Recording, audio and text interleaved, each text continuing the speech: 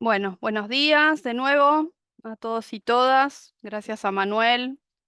Nos juntamos hoy nuevamente entonces en un encuentro de la ESE para promover la sedimentología en Argentina, como les contaba, tanto a nivel académico como de los profesionales o estudiantes de grado, posgrado, que tenemos foco en la sedimentología, pero a distintos aspectos. Y como les contaba, nos encuentran en la página de la ESE o en las redes, ¿sí? Esperen que hay más gente esperando y ya vamos empezando. Bueno, presentamos a Manuel, de nuevo le agradecemos enormemente su participación. Como sabemos, todo esto lo hacemos, digamos, en nuestro tiempo, comillas, extra, de manera así ad honorem todo y como para tratar de promover y ayudar a todos los colegas de la manera que podamos. Y una es contando qué es lo que hacemos, cómo lo hacemos, las problemáticas que hacemos, así que mil gracias. Y Manuel, bueno, es doctor en geología de la Universidad Nacional de La Plata, es investigador asistente de CONICET, tiene lugar de trabajo en el Centro de Investigaciones Geológicas del CONICET también en La Plata y también es docente en la universidad, es jefe de trabajos prácticos en la materia geología estructural. Y su tema de investigación es sedimentología, geomorfología, estratigrafía secuencial de alta resolución en fajas costeras. Esto que yo les digo que la sedimentología se abreva de un montón de otras disciplinas, se congregan en lo que es el estudio de las rocas sedimentarias, los ambientes sedimentarios, etcétera. Em, y bueno, nada, básicamente lo vamos a escuchar a Manuel. Así que cuando quieras compartir, gracias de Dale. nuevo a todos los asistentes. Después, perdón, va a haber, si querés compartir, y va a haber tiempo obviamente para preguntas y eso, así que por ahí ahora si nos quedamos con los micrófonos muteados para no molestarlo a Manuel y si quieren ir anotando en el chat o después cuando terminemos. Bueno, gracias. Bueno, gracias, Alfo, por la presentación. ¿Y se escucha bien? Se escucha perfecto y se ve también. Joya. Gracias a la S por la invitación también. La idea para la charla de hoy es presentarles algo que es como una intención científica, vamos a llamarle. Es una búsqueda desde distintos enfoques. Estamos tratando de aportar a entender cómo funcionan las fajas costeras y principalmente cómo es esa preservación del registro fundamentalmente arenoso en estos sectores.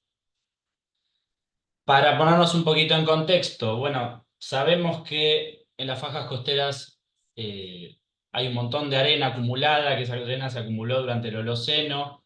Hoy en día, por ejemplo, para darles algunos números, el 38,8% de las costas que no están cubiertas de hielo son arenosas. Hay continentes, por ejemplo, en África llegan al 67% las costas arenosas.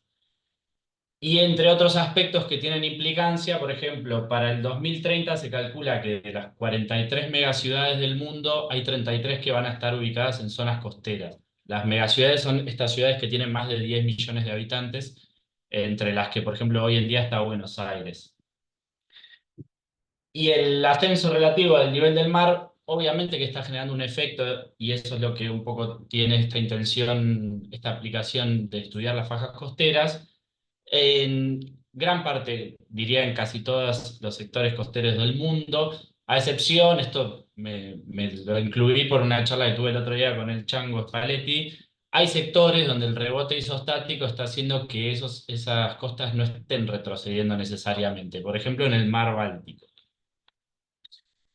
Esto es un poco, sale de una compilación de otro trabajo, pero lo que hicimos fue compilar fajas costeras arenosas progradantes. Para eso el criterio que usábamos planicies costeras que tuvieran más de 10 cordones litorales preservados, es decir, que tenían una progradación relativamente significativa, un ancho mínimo de 500 metros, un largo mínimo de 5 kilómetros y calculando un espesor promedio o mínimo, mejor dicho, de 2 metros, estamos hablando de todas esas son costas que tienen al menos 5 millones de metros cúbicos de arena. de distintos tipos, hay asociadas a deltas, hay espigas, hay islas barreras, y eso es un poco de lo que va a tratar la charla de hoy. Hay dos grandes partes en la charla de hoy. Una, que es un enfoque que le estamos dando al trabajo, que es empezar a discutir esta creencia o esta tendencia que hay a pensar que los repositorios de arena suelen o deben estar necesariamente asociados, vinculados genéticamente con deltas dominados por ríos o por olas. Es decir, se cree que hay una tendencia en el registro, sobre todo en el registro antiguo, a pensar que todas las sucesiones arenosas potentes están de alguna manera vinculadas a deltas. Y no necesariamente es así, y es un poco lo que les voy a mostrar hoy algunos ejemplos. Vamos a ver un ejemplo del Paleozoico inferior, de la formación Balcarce. Vamos a ver un ejemplo de una espiga compleja del Holoceno en la barrera oriental en la provincia de Buenos Aires, y vamos a ver un ejemplo del Holoceno de Estados Unidos de sistemas de islas barreras que también funcionan como grandes repositorios de arena. Y después, otro enfoque que tiene tal vez este trabajo es empezar a pensar en qué le aporta el registro fósil al moderno y viceversa. Todo el tiempo vamos a estar yendo desde el registro más antiguo al registro reciente, al Holoceno, o a los sistemas, a mirar la geomorfología de los sistemas actuales. Y ahí vamos a hablar de dos cosas en las que estamos trabajando. En la reconstrucción de paleoceldas litorales, y vamos a ver un ejemplo del miembro Pilmatué de la cuenca neuquina, y vamos a ver cómo se controlan la preservación de lo que se llaman sinks costeros, que es un poco adelante, más adelante en la charla les voy a contar de qué se trata, también del miembro Pilmatoe, aunque vamos a ver otros ejemplos en el mundo. Este gráfico representa un poco cómo funciona hoy en día mi cabeza, la del grupo de trabajo, que es bastante caótico todo, porque todo el tiempo estamos yendo desde los sistemas actuales a antiguas y a las sucesiones recientes, y combinando distintas, lo que decía Alfonsina recién, de que estamos combinando la geomorfología con la sedimentología, con la estratigrafía secuencial, y bueno, por momentos lo hacemos bien o mejor, por momentos lo hacemos peor, pero esa es la búsqueda. En cuanto a algunos aspectos metodológicos, la parte del registro sedimentario, la metodología es bastante sencilla, hacemos perfiles, hacemos petrografía, hacemos análisis de laboratorio, tomamos muestras y hacemos análisis arquitectural. Para la parte de las sucesiones recientes, es lo mismo la información, solo que la obtención es levemente distinta. Hacemos testigos, estamos trabajando con secciones radar para ver la arquitectura, y trabajamos con dataciones de ya sea OSL o de carbono 14. Obviamente, los afloramientos en el Holoceno son mucho más difíciles de encontrar, sobre todo en la provincia de Buenos Aires, pero cuando hay, por ejemplo, esa foto que muestra un edificio que estaban haciendo en Ostende, el día que hicieron, iban a hacer una cochera subterránea, entonces ese día no fuimos porque había que aprovechar el pozo, la cantera que iban a hacer. Vamos con el primer ejemplo, vamos a ver barras mareales. Esto es un trabajo que hace años que venimos llevando adelante con Mariano Olivo y con Damián Moyano Paz. Hay otra gente, pero principalmente somos nosotros tres los que hemos estado a lo largo de estos años en la formación Balcarce. ¿Por qué nos pusimos a estudiar la formación Balcarce? Si alguien no la conoce, la edad tal vez es una de las cosas que todavía hoy está levemente discutida, pero se sabe que es del Paleozoico inferior. Siempre se dijo del Ordovícico, hay gente que dice del Silúrico, hay algunos trabajos que dijeron Devónico. En definitiva, no es mi intención meterme con la edad de la formación Balcarce, sí con el registro sedimentario. ¿Por qué? Porque tenemos espesores de afloramiento de 40 a 60 metros a lo largo de 80 kilómetros. 80 kilómetros, que es la ruta, principalmente a lo largo de la ruta 226 que separa Mar del Plata de Balcarce. Y todos esos afloramientos, esos depósitos que afloran, el 90% son areniscas cuarzosas. Es decir, que tenemos mucha arena, que históricamente se interpretó como depósitos de barras submareales en un ambiente de plataforma dominado por mareas, pero con fuerte influencia de procesos de tormenta. Cuando uno hace estimaciones con esto que les decía de los 80 kilómetros y los espesores de los afloramientos, y la proporción de areniscas cuarzosas que tienen esos afloramientos, estamos hablando de 60 millones de metros cúbicos de areniscas para estudiar, con lo cual valía la pena ponerse a estudiarlas. Es un buen repositorio de arena. ¿Qué hicimos? Perfiles sedimentológicos, hicimos análisis de fase y sobre todo cuantificación. Queríamos saber la proporción de las distintas fases. Es una sucesión que por momentos se vuelve bastante monótona desde la litología, entonces había que buscarle la vuelta a encontrar sutiles diferencias y sobre todo las estructuras sedimentarias que hay para hacer dulce. Y en este trabajo empleamos una metodología que relativamente no la uso siempre, pero para esto nos venía muy bien porque los paredones a veces se volvían difíciles de escalar y además nos permitía hacer un análisis mucho más sistemático y obtener mucha mayor cantidad de datos de las superficies, que es hacer modelos virtuales de afloramiento. Principalmente con el software del VRGS hicimos los modelos de afloramiento para poder hacer toda la medición en el laboratorio de lo que son la geometría de los cuerpos, las superficies, hacer una jerarquización de esas superficies, combinar con los perfiles que teníamos para entender la distribución de facies y todo lo que conlleva el análisis arquitectural. Esto un poco Mariana ya lo contó el año pasado en la RAF, entonces no lo voy a ahondar. También ayer terminó siendo aceptado el paper, así que en breve va a estar para que quienes lo lean, de paso a paso el chivo. Pero lo que queríamos aportar al análisis de estas barras mareales era encontrar elementos diagnósticos para distinguir entre dos tipos de barras arenosas que se generan por procesos mareales. Unas son las clásicas barras de marea, las tidal bars, y otras son las crestas de mareas, las famosas tidal ridges. Encontramos algunos elementos diagnósticos, las primeras tienen mucha mayor acreción lateral, son netamente arenosas, dominan las superficies de reactivación, óndulas escalantes y estratificación entrecruzada planar. Por eso les decía lo de que hicimos la proporción de fases, porque las diferencias podían llegar a ser sutiles, pero cuando uno hacía una estadística salían cosas interesantes. En cambio, las crestas de marea lo que tienen es una acreción aparente mucho más oblicua, intervienen clastos de sábulo, es decir, la granulometría es bastante más gruesa y la estratificación dominante es la estratificación entrecruzada en artesa. No quiero detenerme mucho en esto, sino a lo que va la charla y que es un poco lo que hemos empezado a hacer y hacia dónde vamos con este proyecto de Balcarce, que es a entender el contexto estratigráfico secuencial. Estas barras de mareas son fundamentales a la hora de hacer reconstrucciones estratigráficos secuenciales porque nos dan una idea también, están muy ligadas al contexto paleobatimétrico.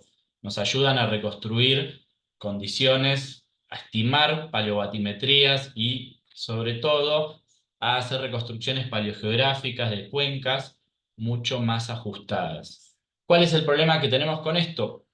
La monotonía que tiene la sucesión hace que hasta ahora sea difícil encontrar superficies de correlación regional. Hemos encontrado algunas, pero se vuelve bastante difícil y esa es un poco la búsqueda que estamos teniendo, de hacer un ajuste estratigráfico y de correlación mucho más ajustado, mucho más preciso, para poder empezar a trabajar con estos aspectos tal vez más abarcativos o más complejos. Y la pregunta que surge de todo este proyecto es, bueno, tenemos un montón de volumen de arena acumulado en forma de barras mareales y crestas de marea. Y un poco lo que queremos empezar a responder a futuro es cómo se generó el espacio de acomodación necesario para acumular y preservar todo ese volumen de arena. Esa es como el primer interrogante que nos estamos haciendo respecto a este proyecto de la formación Balcarce. Saco de tema Balcarce, pasamos a otro ejemplo que son las espías complejas. También estamos trabajando en lo que es la barrera oriental. La barrera oriental es la que se extiende en la provincia de Buenos Aires aproximadamente desde Punta Médanos hasta Punta Rasa y que tiene un registro muy bueno del Holoceno de los últimos 6.000 a 7.000 años. Uno de los primeros trabajos que hicimos en esa barrera es hacer un análisis morfométrico. ¿Por qué? Porque tenemos una gran planicie costera con una gran cantidad de cordones litorales preservados que son muy útiles a la hora de hacer reconstrucciones paleoambientales, del nivel del mar. Se usan mucho para condiciones, por ejemplo, de reconocer eventos de excepcionales, de tormenta. Entonces nos pusimos a hacer todo un análisis morfométrico de ese sistema de cordones litorales, que tiene un área de más de 500 kilómetros cuadrados. Reconocimos o medimos o mapeamos más de 180 cordones que están distribuidos en 13 sets distintos.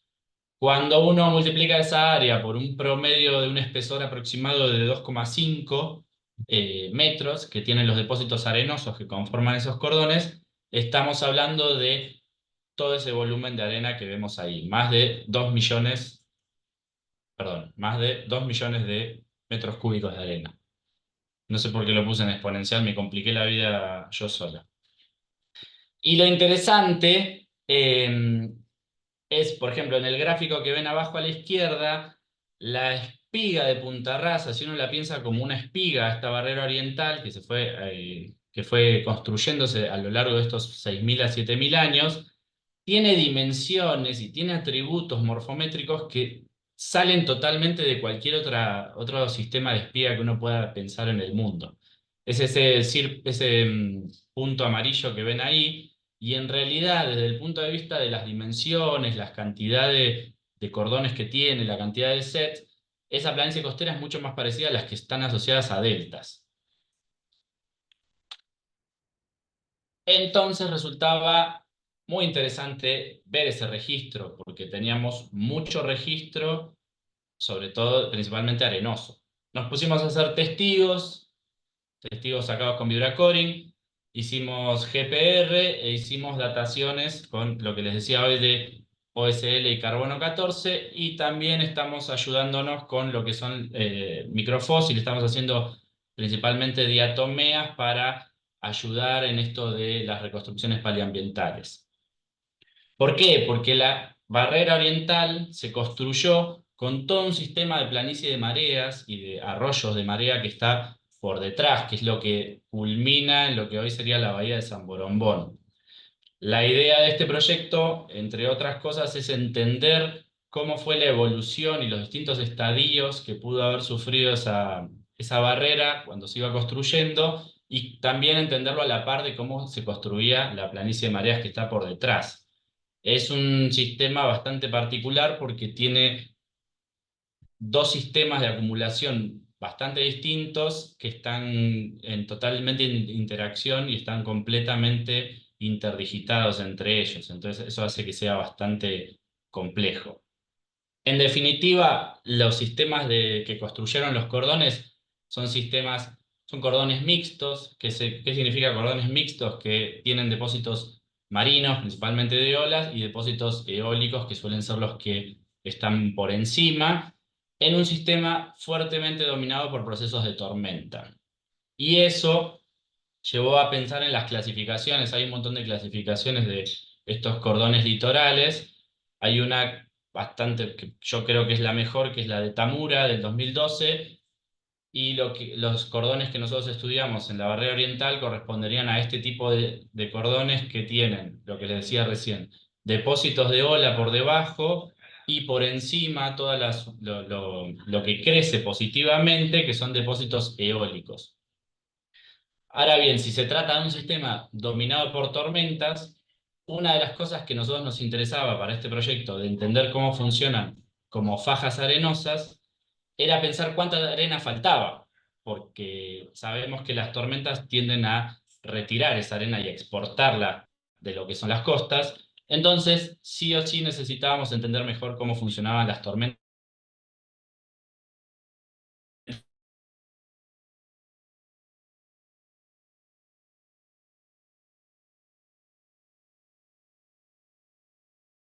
de hoy en día. ¿Qué hicimos? Estudiar la morfodinámica de esas tormentas en el sector, en el extremo, en el sector más joven, que sería de la barrera, que es lo que se conoce como Punta Rasa, la espiga de Punta Rasa.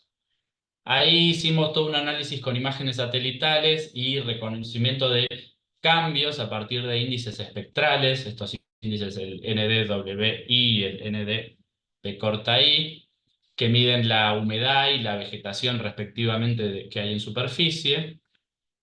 También hicimos un análisis de la evolución de la línea de costa, esto a partir de un software que es el COSAT y combinándolo con, que es el que mapea las líneas de costa y combinándolo con el DSAS, que es una herramienta de ArcGIS para hacer todas las estimaciones de evolución de la línea de costa. Y lo combinamos con modelos de simulación de condiciones de olas a partir de otro software que se llama SWAN.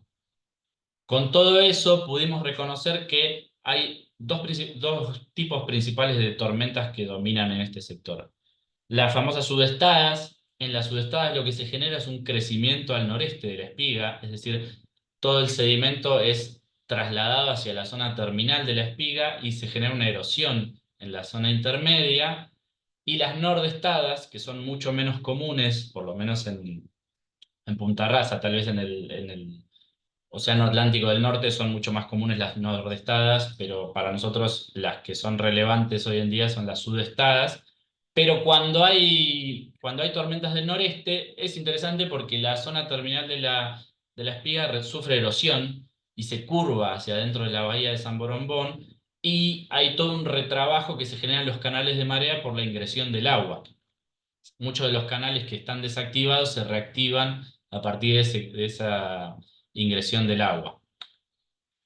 Cuando uno hila un poquito más fino y combina estos efectos que tienen las tormentas con las condiciones hidrodinámicas, con el registro que tienen de condiciones hidrodinámicas, pudimos catalogar las tormentas en 4 tipos. Las primeras son las de alta energía, es decir, las tormentas que tal vez tienen mayor impacto y que probablemente uno está más acostumbrado a reconocer y que principalmente son las sudestadas. Las tormentas, esas que se llaman LLS, es el término en inglés, pero en definitiva son las tormentas de largo término, es decir, tormentas que duran tal vez no pocas horas, sino estamos hablando de varios días. Tal vez no son tan fuertes en intensidad, pero sí son muy largas en el tiempo. Las NMS, que son las nordestadas clásicas, donde les decía recién que genera la curvatura de la espiga y la reactivación de los canales de marea. Y las SG, que son los grupos de tormenta, los clústeres de tormenta, que es cuando se suceden en un corto término de tiempo muchas tormentas pequeñas, pero no dan el tiempo suficiente para que la playa se recupere. Entonces, si bien no son tormentas que tengan una fuerza impresionante, la combinación o la sumatoria de esos eventos también tiene efectos significativos en la costa.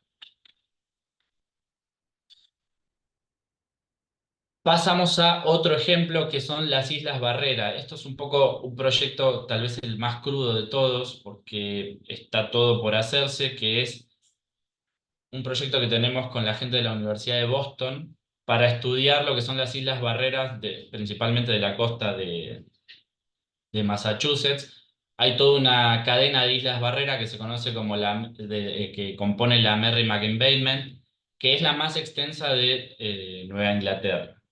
Está súper estudiada, pero igual la gente de allá todavía quiere seguir profundizando ese conocimiento que tiene por varios aspectos que ahora les voy a mencionar. Se trata de una costa de energía mixta con un dominio de mareas y que son barreras que son paraglaciares, entonces es muy común tener depósitos gruesos. Por ejemplo, la Plum Island, que es la más larga que ven ahí en el medio del gráfico, tiene un volumen estimado de arena de 32 millones de metros cúbicos. Entonces, si bien uno siempre cree que las islas barreras no representan volumétricamente algo significativo en términos al análisis de las costas, no son tal vez las más llamativas desde el punto de vista areal, sobre todo, pueden tener una considerable cantidad de arena reservada. Y además, estos sistemas lo que tienen es una compleja evolución, producto de ascensos y descensos del nivel del mar. Ellos saben que durante el último descenso del nivel del mar, que fue hace aproximadamente 12.000 años, se generó un paleodelta que le dicen el Merrimack Paleodelta, que está metido, hoy en día está en lo que es el offshore, y gran parte de los sedimentos que formaban ese paleodelta son los que están siendo retrabajados y los que fueron retrabajados durante la posterior transgresión y forman estas barreras, estas islas barreras. Pero además ellos tienen muy ajustada la cronoestratigrafía y las curvas del nivel del mar. Entonces, eso genera la posibilidad de ayudarse para darle un contexto a las interpretaciones mucho más preciso. ¿Cuáles son las cosas que no se saben tal vez? Bueno, el sistema hoy en día tiene una interacción muy compleja entre procesos de olas y de mareas. Hay erosión por tormentas, las espigas principalmente migran hacia el sur, se generan canales meandrosos y el relleno de esos inlets. Entonces, si bien hoy en día parece bastante evidente, lo que es interesante para mirar estos sistemas es empezar a pensar en cómo eso se va a preservar en el registro y empezar a usar estos sistemas como análogos para el registro donde obviamente no tenemos todo este tipo de ajustes. Entonces, los objetivos de este proyecto a futuro son mejorar los modelos existentes y generar modelos sobre todo predictivos, confiables. Ahora les voy a explicar por qué. Para el primero, lo que quieren entender es cuál es la influencia que hay entre los procesos dominados por olas y los procesos dominados por mareas. Eh, Está muy en discusión el tema de estos sistemas mixtos que combinan dos procesos que dominan fuertemente, entonces quieren entender cuáles son las diferencias, sobre todo porque reconocen que hacia el norte, en un mismo sistema, en una misma bahía, ellos tienen hacia el norte un dominio mayor de olas y hacia el sur un dominio mucho mayor de las mareas. Eso es lo que ven hasta ahora. Y además se trata de sistemas que están muy susceptibles al cambio, al ascenso relativo del nivel del mar, por lo tanto saben que gran parte de esa arena que hoy está acumulada ahí eventualmente se va a perder. Pero sobre todo porque tienen el problema de que han construido mucho. Y, por ejemplo, esto es en uno de los canales de marea, en la desembocadura, hay una ciudad entera con casas que hoy en día están sufriendo fuertemente la erosión y sobre todo se la ven bastante negra para el futuro. Entonces, necesitan urgentemente empezar a entender los procesos y el impacto que tienen esos procesos en la exportación de arena hacia el interior de la bahía y sobre todo hacia el offshore. Vamos con la segunda parte de la charla. Tal vez estoy yendo muy rápido, pero mi idea ahora es presentarles algunos casos de esto que decíamos de cómo usar el registro fósil para ayudar a entender algunas cosas del moderno y cómo usar el registro moderno reciente para subsanar algunas falencias que tenemos en el registro antiguo. Hace muchos años, ya desde la tesis, que estamos trabajando en esto que es la estratigrafía secuencial de alta resolución, enfocándonos en lo que es el estudio de las parasecuencias y todas las unidades de intraparasecuencia, unidades de alta frecuencia se llaman. Y en ese sentido, una de las cosas que surgió, y digo surgió porque realmente fue como una grata sorpresa, fue intentar reconstruir una paleocelda litoral. ¿Qué son las celdas litorales? Hoy en día hay un término que está re de moda, que son estas ultra long littoral cells, es decir, celdas litorales de transporte litoral muy extensas que se extienden por centenares de kilómetros y que transportan millones de toneladas de sedimento por año. Esas celdas están, algunos casos muy específicos, hoy en día el conocimiento que se tiene es algunos casos muy específicos de ambientes actuales que están muy estudiados, pero prácticamente no existen reconstrucciones paleoambientales que puedan reconocer este tipo de celdas extensas en el registro fósil. ¿Cómo se trabaja? ¿Cómo se estudian estas celdas? Este es un ejemplo del Nilo y lo que hacen es hacer análisis de procedencia, es decir, reconocen el área fuente de sedimento de donde el sedimento llega al mar y reconocen el área hacia donde se transporta. Entonces, a partir de vincular genéticamente los sedimentos del área de aporte y el área de depositación final, es que pueden reconstruir, y obviamente combinando con los procesos, pueden reconstruir este tipo de celdas. Por ejemplo, esta que vemos del Nilo. Entonces, la metodología para trabajar con esas celdas es análisis de procedencia. Hoy en día se está haciendo mucho de petrografía, mineralogía, análisis de minerales pesados, geoquímica, circones detríticos, todo ese análisis. En general se trabaja con volúmenes de datos enormes para poder reconstruir, para poder fehacientemente saber que el área del sistema que está aportando sedimentos al mar es retrabajado por estas celdas litorales, y justamente esos sedimentos son los que van a terminar en los repositorios de arena costera. Para darles algunos ejemplos, el más famoso tal vez es la celda del río del Orange River la costa oeste de África, que se extiende desde la desembocadura del río Orange en la frontera entre Sudáfrica y Namibia hasta Angola. Eso le da una extensión de aproximadamente 1.500 kilómetros, y por eso es la más famosa, porque definitivamente es la celda más larga. Además es muy famosa por dos aspectos extra. Uno es que es la principal fuente de sedimento para los famosos desiertos costeros, el Skeleton Coast, el Namib. Y la otra es porque esa celda transporta sedimentos por tantos kilómetros que genera una selección hidráulica. Y en esa selección hidráulica, lo que ven hacia el norte, en la zona terminal, es que se han generado placeres de minerales pesados, y lo que más les interesa es encontrar placeres de diamante, que les han generado más de un quilombito, pero es importante desde el punto de vista económico.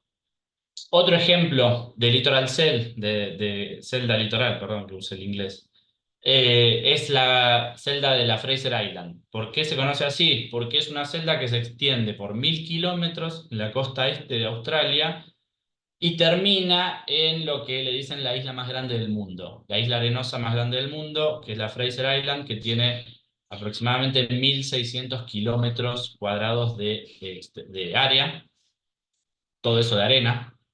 Y lo que tiene es que tiene el aporte de distintos ríos, a diferencia de la del Orange, que tiene tal vez un solo río aportando material significativamente. Estas son un montón de ríos pequeños, pero que cada uno aporta su granito de arena, y todo eso se va hacia el norte y termina en la Fraser Island. Y este caso es bastante interesante porque hay algunos trabajos, de hecho está citado ahí el de Ellerton, que lo que estudiaron es que justamente la isla actuó como barrera en el transporte de sedimento, y por eso es que hay poco sedimento, poco material silicoclástico en lo que son las gran barreras de corales que están hacia el norte. Es decir, que la barrera es un poco el huevo de la gallina, pero si bien se generó esa isla, al final en la zona terminal de la celda, esa isla hoy está bloqueando la celda y no le permite ir hacia el norte, y es lo que genera, que favorece que no llegue sedimento silicoclástico a la barrera de coral. El ejemplo que les mostraba recién del Nilo comienza en la desembocadura del delta del Nilo y termina en lo que es la bahía de Haifa.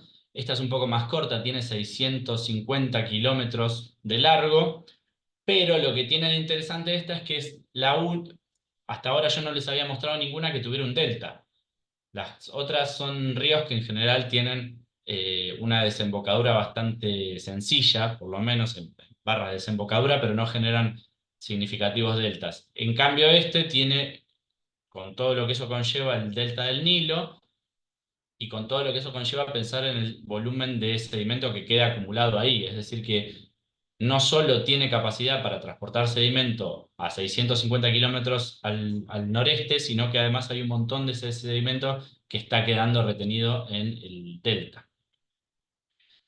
Y por último, un ejemplo más local, que es la del río Colorado, la hemos llamado, que es justamente la corriente de deriva que va desde la desembocadura del río Colorado y termina en el ejemplo que les mostraba recién de Punta Rasa. Eso da como 800 kilómetros de costa, por donde son las corrientes litorales las que transportan sedimento y aportan los sedimentos, y han aportado los sedimentos que construyen, por ejemplo, la barrera oriental, la barrera austral y muchos de los campos de dunas que vemos hoy en día. Pero yo les dije que no había casos en el registro fósil. Entonces la obsesión nuestra era tratar de encontrar el caso en el registro fósil y nos fuimos a un caso que lo teníamos bastante estudiado, que era el del miembro Pilmatué de la formación agria en la cuenca neuquina. Queríamos reconstruir cómo había sido la deriva costera de ese sistema, porque nosotros en trabajos anteriores ya sabíamos que había todo un sistema de fluvial, de drenaje, que era el río Colorado Negro, este gran sistema de drenaje que terminaba en el mar de Neuquén y que transportaba millones de kilómetros cuadrados de sedimento. ¿Cuál es el problema? Que todo ese sedimento que transportaban esos ríos no estaba en la plataforma.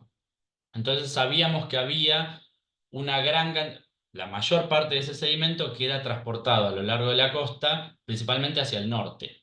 Y por eso nos pusimos a estudiar cómo evolucionaban los sistemas de acumulación que teníamos, que ya conocíamos, de sur a norte. Y comparamos dos secciones, una de los sistemas deltaicos del Mangrullo y otra de los sistemas de Shoreface de Loma Rayoso. Estos dos sistemas están separados 100 kilómetros, tal vez como comparado con los ejemplos que les mostraba recién, es cortito, pero bueno, es un primer intento. ¿Qué hicimos para comparar esos dos depósitos? Yo les había dicho que esta reconstrucción de celdas litorales se basa justamente en comprobar la afinidad genética entre los sedimentos del área de aporte, de ingreso de sedimento al mar, y los sistemas de acumulación donde terminan. Hicimos perfiles, hicimos facies, hicimos paleocorrientes, hicimos curvas granulométricas entre ambas secciones, hicimos circones detríticos, hicimos petrografía, hicimos minerales pesados e hicimos geoquímica. O sea, copiamos todas las metodologías de los sistemas holocenos y con todo eso pudimos realmente comprobar que hay una vinculación genética, es decir, que el delta que está ubicado en el sector del Mangrullo aporta los sedimentos arenosos, es la principal fuente de aporte de los sistemas de Shoreface que están al norte en Loma Rayoso. Y que el proceso que transporta esos sedimentos desde el delta hacia los Shoreface del norte son justamente las corrientes longitudinales. La pregunta que surgía de todo ese trabajo era si toda la arena se redistribuía uniformemente dentro de las fajas costeras. ¿Por qué? Y esto va un poco a pensar en la preservación. En los modelos Source to Sink, históricamente se dijo que las fajas costeras no constituyen sinks, porque justamente, por lo menos no de largo término o definitivos, porque justamente lo que cree ese modelo es que toda la arena va a terminar siendo exportada eventualmente hacia sectores profundos, sobre todo en momentos de descenso relativo del nivel del mar. Pero eso se basa en dos aspectos fundamentales. Uno es que haya mecanismos de exportación que sean eficientes para sacar esa arena hacia zonas más profundas, y la otra es que exista un quiebre de plataforma. Ahora bien, sabemos que hay un montón de mares actuales y fósiles que no tienen quiebre de plataforma. Por ejemplo, los mares epicontinentales, que son mares que justamente no tienen ningún tipo de quiebre y lo que tenemos es toda una gran plataforma, como les mostraba recién, un caso sería el Mediterráneo, y nosotros sabíamos que el mar de Neuquén, que estábamos reconstruyendo para el momento de acumulación del miembro Pilmatué, era otro mar epicontinental. Pero hay ejemplos mucho más estudiados, y este, por ejemplo, es el Western Interior Sea en el oeste de Estados Unidos, a veces se lo llama Mar del Cretácico, que está muy estudiado y sobre todo se conoce mucho del registro sedimentario de ese mar epicontinental. Esto, por ejemplo, es el registro de las distintas unidades y lo que ven en amarillo son sucesiones, ellos le llaman lenguas, pero en definitiva son el apilamiento vertical de distintas parasecuencias de depósitos marinos someros. Lo interesante es que cuando uno ve esos depósitos marinos someros y los correlaciona hacia zonas de offshore, en el offshore hay muy pocos depósitos que indiquen que haya habido exportación, hay poco depósito turbidítico. Entonces, en definitiva, además de que ya lo tenemos preservado, sabemos que en este mar no hubo buena exportación de sedimentos arenosos. Los sedimentos arenosos quedaron en la costa y se preservaron. Hoy en día incluso hay un trabajo de Howell de hace unos años que lo que él dice es, bueno, realmente empecemos a pensar en qué evidencias hay de que haya habido caídas del nivel del mar efectivas para ese momento en el mar interior del oeste.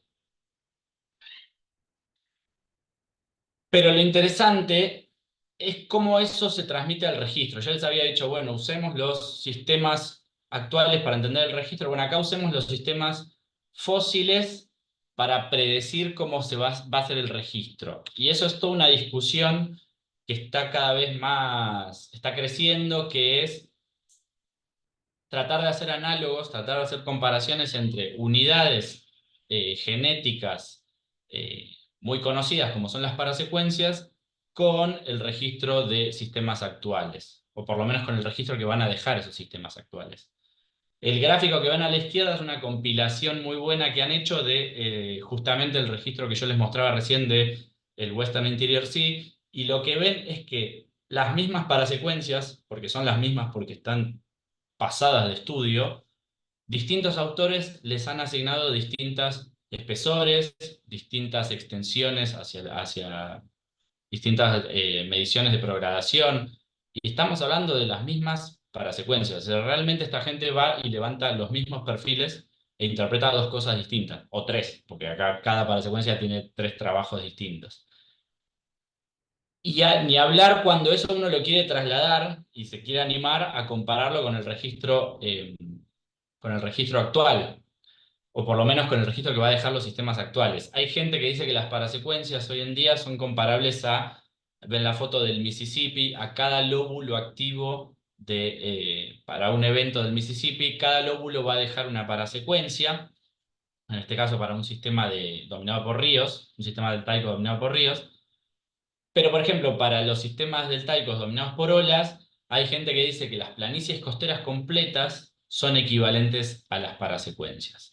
Entonces, se da toda una discusión muy divertida de a ver quién le pega a qué es una parasecuencia, a qué equivale una parasecuencia. Entonces se pusieron a hacer un montón de compilaciones. Este es un trabajo realmente excelente que hicieron de compilar todos los trabajos que había en los que se medían parasecuencias, en los que se veían las facies, se veían los espesores, se veía el grado de progradación de las parasecuencias, y empezar a comparar entre ellos a ver si podemos, el sistema en el que estaban generadas esas parasecuencias, y empezar a ver si podemos dilucidar o sacar algo en limpio. Nuestro aporte, humildemente, fue empezar a reconocer unidades de intraparasecuencia. Esto es un trabajo de hace unos años en los que tratamos de reconocer cuántas jerarquías internas de depósitos de intraparasecuencia podíamos reconocer. En ese momento definimos tres, no es lo que, y dimos un montón de justificaciones de por qué esos tres y asignaciones a determinados procesos que controlan eso. Pero lo que me interesa es que cuando comparamos esas unidades de parasecuencia principalmente con parasecuencias reconocidas en el Holoceno, por ejemplo el delta del Po, había muchas inconsistencias. La principal tal vez era el espesor. Ven que las parasecuencias del miembro Pilmatue tienen entre 10 y 50 metros de espesor, y lo que definieron como parasecuencias para el Po tienen máximo 10. Entonces, por ejemplo, en el espesor ya teníamos un problema. Había otros problemas que era la extensión de las superficies limitantes, la proporción de facies interna, y eso demostraba que justamente el registro antiguo y el Holoceno tenían un problema a la hora de definir unidades genéticas. Este es un trabajo bastante bueno que logró justamente hacer una comparación entre parasecuencias y un montón de unidades genéticas que ellos definen para un sistema deltaico fósil, lo comparan con sistemas deltaicos actuales, principalmente de la costa de Brasil, y a lo que llegan es a que las parasecuencias evidentemente equivalen a planicies costeras, es decir, que estamos hablando de un registro de entre 6.000 y 7.000 años a la construcción de una planicie costera completa, y que las unidades de intraparasecuencia corresponderían a distintos sets dentro de esos cordones, perdón, a sets de cordones litorales como los que les mostraba hoy para el caso de la barrera oriental. Pero sigue estando el problema de la duración. Este es un gráfico que compara parasecuencias definidas en el fósil, en el antiguo, con parasecuencias definidas en el cuaternario. Y hay uno o dos órdenes de magnitud de diferencia entre ambas. Entonces, no solo tenemos problemas con el cambio asociado a las superficies limitantes de esas unidades, sino también con los espesores, que es lo que le mostraba recién, y definitivamente con el tiempo. Lo que se está trabajando hoy en día es bueno, lo que tenemos que revisar tal vez es la definición de parasecuencia. ¿Y por qué es relevante para esta charla la definición de parasecuencia?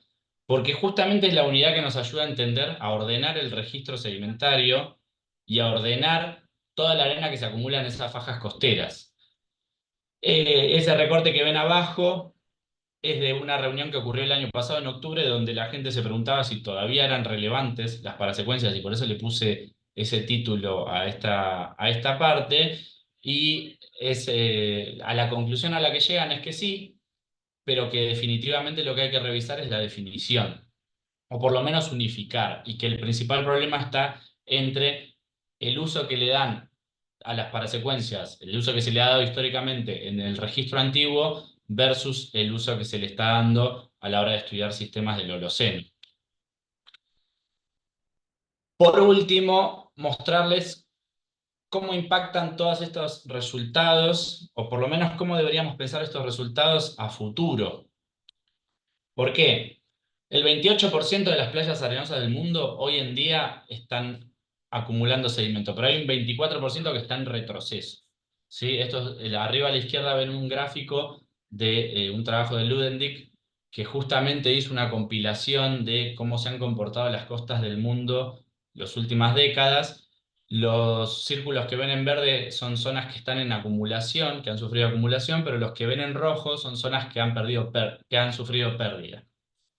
El tamaño del círculo lo que está mostrando es la magnitud de cambio. De los 7 puntos principales, los 7 puntos más grandes de erosión, es decir, los 7 círculos rojos más grandes, hay 4 de ellos que están en Estados Unidos. ¿Por qué digo esto? Principalmente en la costa de Texas. Porque a la conclusión que llegan estos autores es que eso tiene directa relación con la intervención y con la acción del hombre. Pero además de los 7 puntos verdes más grandes, hay 4 que son asociados a construcciones humanas. De hecho, por ejemplo, hay un punto verde que van a ver en la costa, en la costa oeste de África, en Namibia, donde les mostraba recién, que no tiene nada de natural eso, sino que justamente como había una mina de diamantes, hicieron unas especies de diques arenosos, y eso hace que del trabajo a esta gente le haya dado como que hubo acumulación, hubo crecimiento de la playa, pero en realidad son unos diques totalmente creados antrópicamente para facilitar la extracción de estos minerales, de estos diamantes.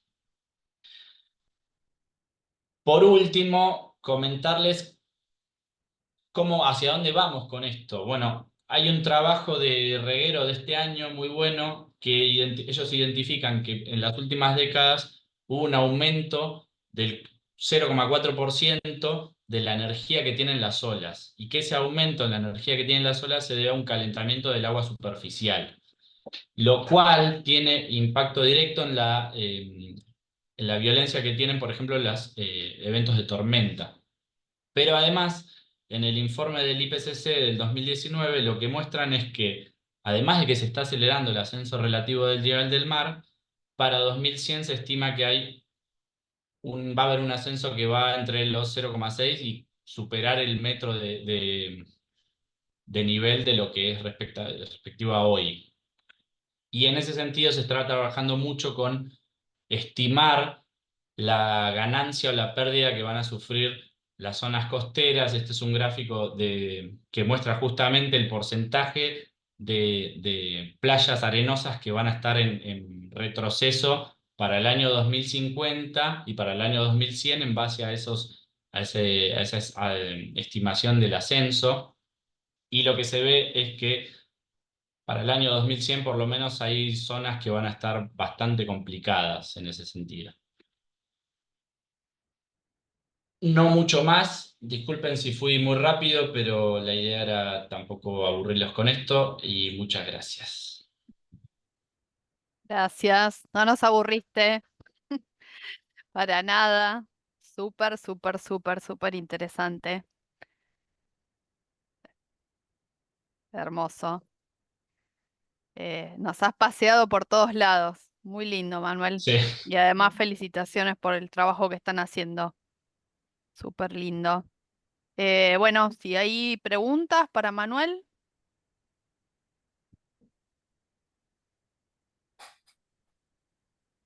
ahora en el chat. Bueno, obviamente en el chat te pone muy bueno, muy interesante, excelente.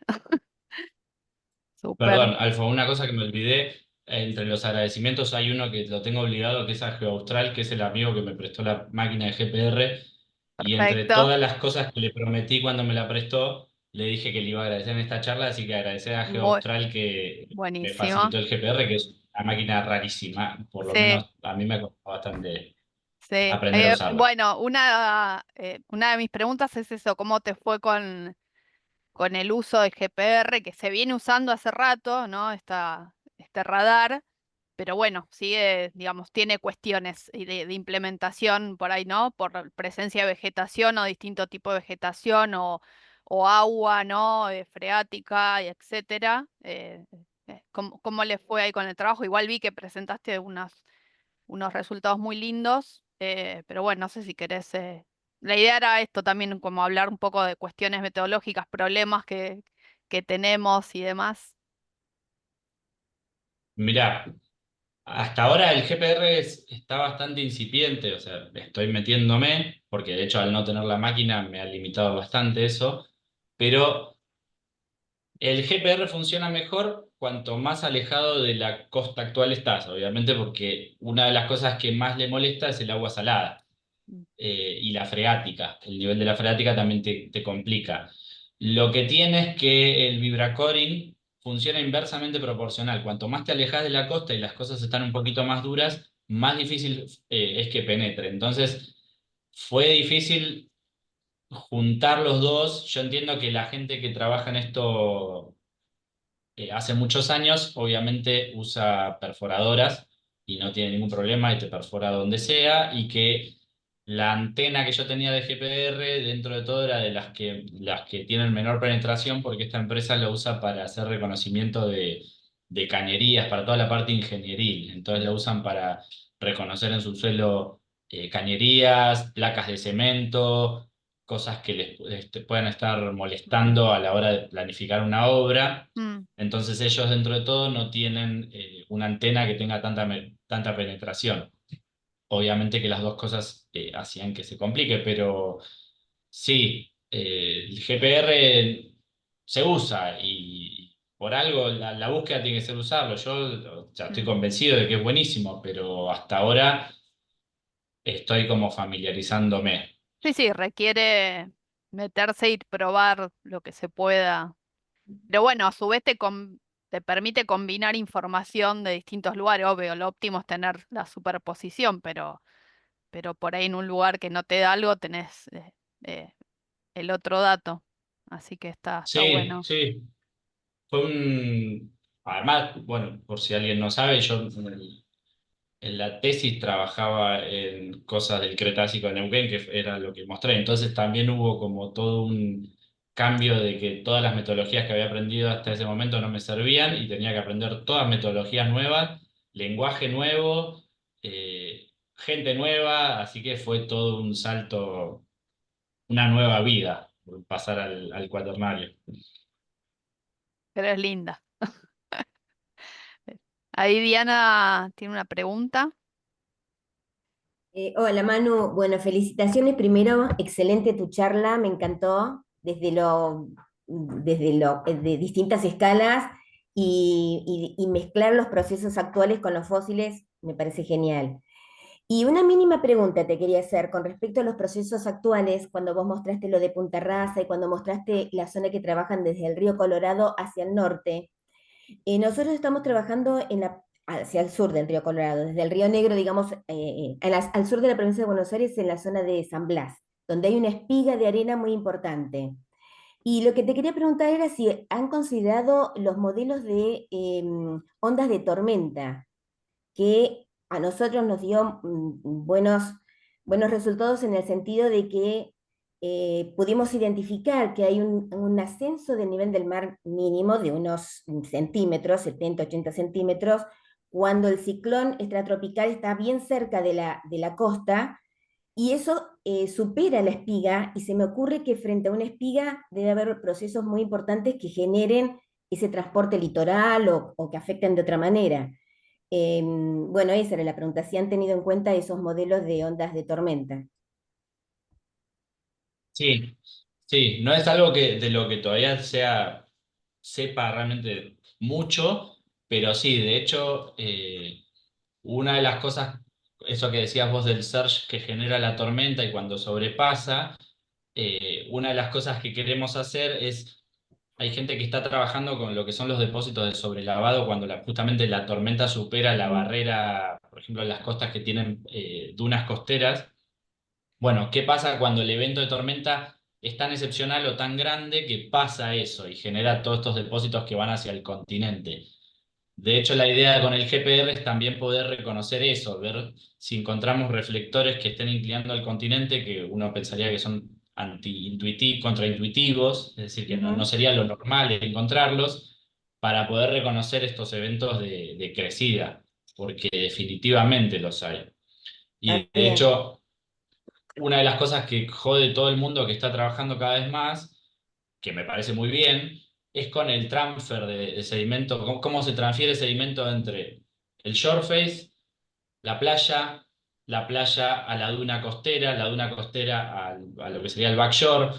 Se está trabajando mucho en eso y en reconocer cuáles son los rasgos que uno puede ver para entender, bueno, esta tormenta pasó la duna y todo el sedimento pasó para atrás. Esta tormenta lo que hizo fue exportar principalmente de la playa al shore face, empezar a entender toda esa transferencia de sedimento en un sentido perpendicular a la línea de costa que está cada vez se está trabajando muchísimo en eso. Bárbaro, porque me da la impresión, nosotros los seguimos estos modelos que están mejor dicho, están publicados en el servicio, en la página del Servicio Meteorológico, y nos Ujú. damos cuenta que no siempre tenemos los mismos resultados frente a una tormenta. Entonces, por ahí a lo mejor a ustedes también les puede servir eso bastante para identificar esto que decís vos. Bueno, excelente y te felicito. Muchas gracias. Sí, yo de oceanografía sé lo mismo que de macramé. Entonces me estoy metiendo todavía y me doy cuenta que es un mundo mucho más grande que la geología, te diría. Entonces trato de cuidar, de ser cuidadoso, ir de a poco y aprender porque es infernal lo que se puede trabajar No, con pero eso. estas charlas me parece que están buenas porque las distintas disciplinas pueden aportar distintas cosas pequeñas por ahí, pero que pueden servir, ¿no? Así que están buenas estas Sí, charlas para entendernos. muchas gracias. Felicitaciones. ¿Alguna consulta más para Manuel?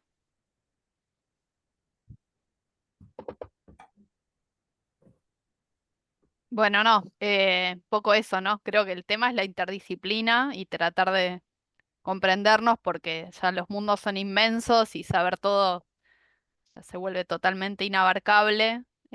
Así que por ahí como que el desafío es ir teniendo así como algunas como elementos clave, conceptos o algunas cuestiones que nos permitan como dialogar, porque cada cosa es un mundo, pero bueno, muy lindo. Y después el desafío de cuánto el actual, que es lo que habló Manuel, sirve para realmente ver el registro o al menos tener esa precaución de que hay que tomar las cosas, obviamente, que estamos viendo una situación particular del sistema Tierra, que es el actual, entonces, o los últimos miles de años, entonces como el juego este, me parece que es esa la cuestión, el ida y vuelta que decía Manuel al principio, no en una única dirección, sino, bueno, que ya lo decían los libros clásicos de modelos de facies, de la destilación del modelo de facies. Eh, bueno, gracias Manuel de nuevo, a todos por estar. muy breve, pero bueno, de nuevo agradecer y esta cuestión de tratar de mantener esta comunidad que somos y la asociación de SEDI, que es la que permite, digamos, de nuevo, tener una revista que hoy en día es como, ya sabemos lo complejo que se está volviendo también publicar, entre otras cuestiones, ¿sí? Por esta cosa de pagar para publicar y demás. Así que mantener la revista que es de sistema abierto, que no se para publicar ni para leer los artículos, es importante. Y bueno, y las reuniones que también hacemos cada 2 años. Así que bueno, atrás está la asociación que tenemos que mantener con el pequeño trabajito de granito de arena. Valga la arena, es nuestro leitmotiv. Bueno, si no hay dudas, consultas, de nuevo la charla, si va todo bien, estuvo grabándose, así que va a quedar grabada en YouTube. Así que bueno, nada, gracias. Gracias, Ernesto. Dejo. Chao, nos vemos.